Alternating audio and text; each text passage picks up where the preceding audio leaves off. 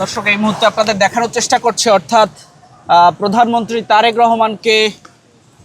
স্বাগত জানাতে এই মুহূর্তে দেখছেন বৃষ্টি উপেক্ষা করেই নেতাকর্মীরা তারা কিন্তু আসলে দাঁড়িয়ে রয়েছেন এবং দেখছেন যে তারা এই মুহূর্তে আমরা আপনাদের দেখানোর চেষ্টা করছি যে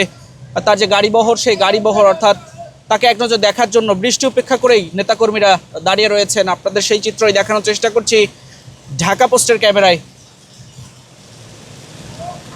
অর্থাৎ পুরো সড়ক জুড়ে বৃষ্টি উপেক্ষা করে নেতাকর্মীরা তারা কিন্তু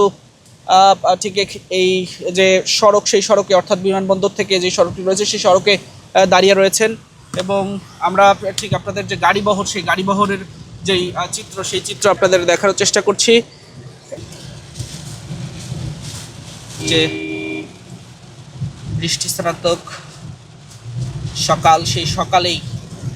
প্রধানমন্ত্রী তারেক রহমান তিনি ওয়েস্ট বাংলার একটি বিমানে আজ ঠিক 9:40 কক্সবাজার বিমানবন্দরে অবতরণ করেন এবং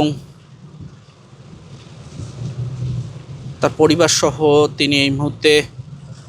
দেখছেন যে তার যে কর্মসূচি রয়েছে সেই কর্মসূচিতে তিনি যোগদান করছেন। আমরা আপনাদের দেখানোর চেষ্টা করছি, ঠিক দেখছেন যে এখানে যে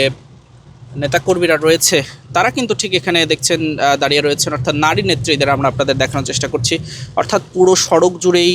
আইন শৃঙ্খলা রক্ষাকারী বাহিনীর সদস্য, পুলিশের সদস্যরা যেমন রয়েছেন, এর পাশাপাশি